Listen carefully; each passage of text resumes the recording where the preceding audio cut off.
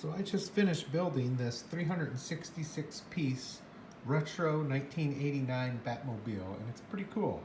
It came with this instruction booklet, and it also comes with this nice little stand here too that you can put it on, and it swivels, so that is cool. But let's look at some of the details.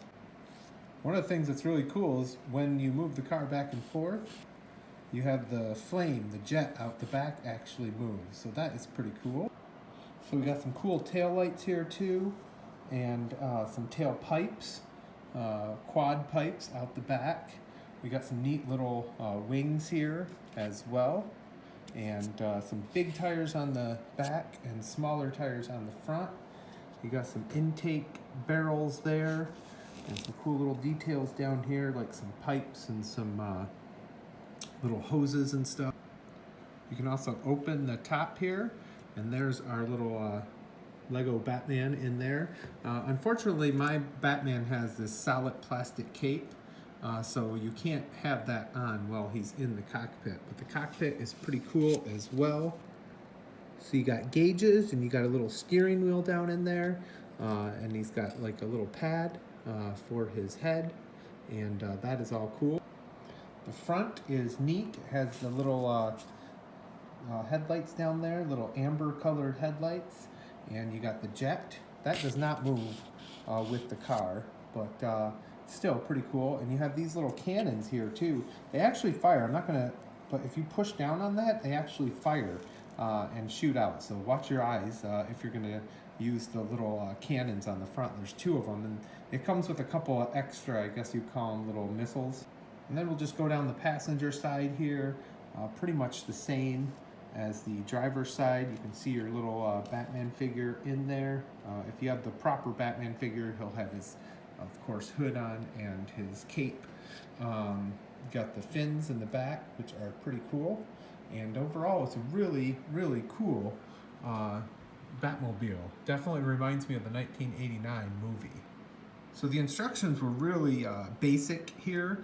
It was just like piece by piece, and you had to match it up. My one gripe would be that the colors were kind of hard to tell which color piece you're supposed to use where. So I used a couple of like khaki color pieces, like right there. That was supposed to be a black piece, so I swapped that with a black one. And you can see the little stripe on the back here. That was supposed to be black as well. You can see on the other side, I actually did the proper one, so that's all black. So that's one of the things the instructions were really lacking, is making sure you use the right color.